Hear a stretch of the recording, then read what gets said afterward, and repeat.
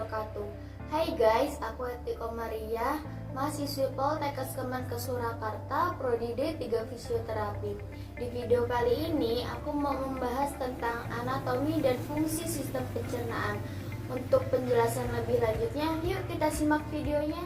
Anatomi dan fungsi sistem pencernaan. Apa sih pengertian sistem pencernaan? Jadi, pengertian sistem pencernaan adalah suatu proses yang mengubah makanan menjadi sari-sari makanan yang dapat diserap oleh tubuh. Fungsi dari sistem pencernaan itu sendiri yaitu memindah nutrien, air, dan elektrolit dari makanan yang kita telan sehingga masuk ke dalam lingkungan internal tubuh. Nah, ada dua proses dalam sistem pencernaan, yaitu proses mekanik dan proses kimiawi. Mekanik adalah proses pencernaan makanan menggunakan gigi. Proses ini bertujuan untuk memotong makanan menjadi bentuk-bentuk yang lebih kecil sehingga mudah untuk dicerna.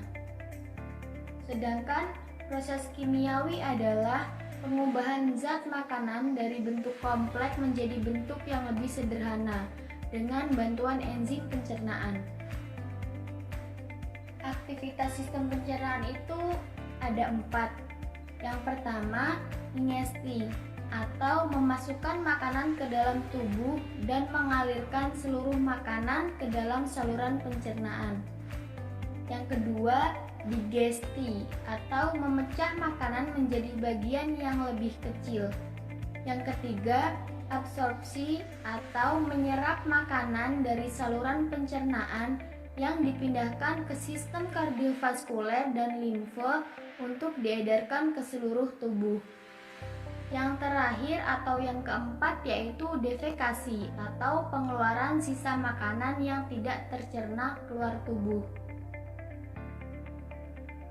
Anatomi sistem pencernaan. Apa saja sih organ sistem pencernaan itu? Jadi, organ sistem pencernaan itu ada mulut, faring, esofagus, lambung, usus halus, usus besar, dan anus. Nah, untuk organ tambahannya itu ada hati, pankreas, dan empedu.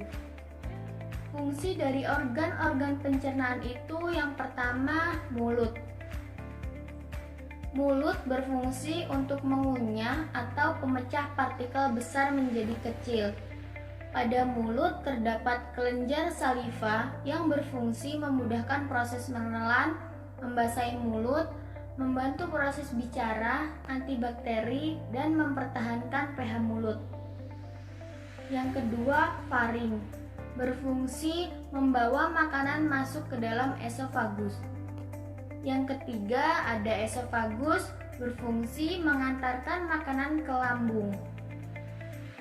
Keempat ada lambung yang berfungsi menyimpan makanan, memecah dan mengaduk makanan dengan mekanisme peristaltik, mencampur dan menghancurkan makanan menjadi bentuk yang lebih mudah untuk diserap. Kelima ada usus halus yang berfungsi mencerna dan mengabsorpsi cain dari lambung.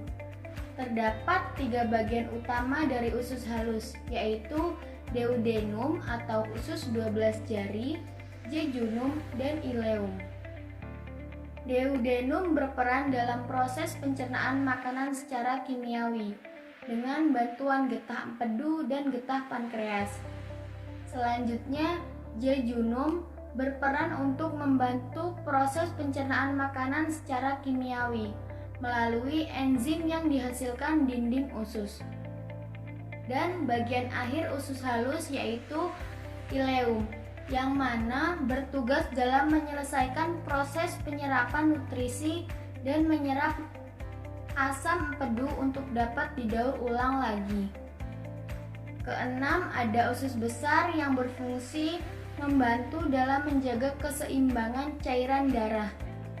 Nah, terdapat 3 bagian utama usus besar, yaitu sekum, kolon, dan rektum. Sekum berbentuk seperti kantong yang berfungsi menyerap nutrisi yang tidak dapat diserap oleh usus halus. Kolon adalah bagian terpanjang dari usus besar yang berfungsi sebagai tempat cairan dan garam diserap. Yang terakhir ada rektum. Rektum adalah bagian akhir dari usus besar yang terhubung langsung ke anus, sehingga bagian ini berfungsi untuk tempat penyimpanan feses sebelum dikeluarkan oleh anus. Organ yang terakhir pada sistem pencernaan itu ada anus, yang berfungsi untuk membuang kotoran sisa pencernaan dalam bentuk feses. Oke guys, segitu aja penjelasan anatomi dan fungsi sistem pencernaan. Terima kasih sudah menonton video ini. Wassalamualaikum warahmatullahi wabarakatuh.